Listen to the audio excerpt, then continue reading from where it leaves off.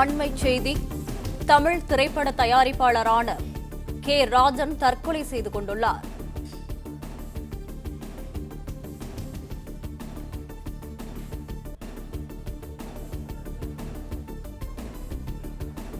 தீயணைப்புத் துறையினர் கே. ராஜன் உடலை மீட்டு அரசு மருத்துவமனைக்கு கொண்டு சென்றுள்ளனர். இது தொடர்பாக கூடுதல் விவரங்களுடன் இணைகிறார் எமது செய்தியாளர் கதிரவன். கதிரவன், வணக்கம். விவரங்களை பதிவு செய்யலாம். பிரபல தமிழ் திரைப்பட தயாரிப்பாளர் மற்றும் இயக்குநராக இருக்கக்கூடிய கே. ராஜன் அவர்கள் தற்போது கூவம் ஆற்றில் குதித்து தற்கொலை செய்து கொண்டிருக்கிறார். அவரது உடலை சிஎம்டி வீரர்கள் மீட்டிருக்கிறார்கள்.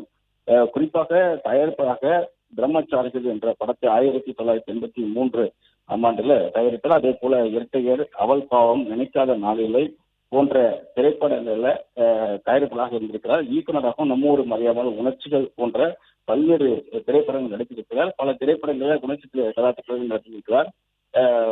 தொடர்ச்சியாக இயக்குநராகவும் தயாரிப்பாளராகவும் இருக்கக்கூடிய ராஜன் அவர்கள் தற்போது மன உளைச்சல் காரணமாக சில நாட்களாக இருந்ததாக கூறப்படுகிறது. இந்த நிலையில்தான் திடீரென கூவம் ஆற்றில் குதித்து அவர் தற்கொலைக்கு முயன்றிருக்கிறார். அதனை பார்த்த சில தீயணைப்பு துறையினருக்கு தகவல் தெரிவித்திருக்கிறார்கள். அவரது உடலை தேடும் பணியில் ஈடுபட்ட தீயணைப்பு துறையினர் அவரை உடலை தற்போது எடுத்திருக்கிறார்கள்.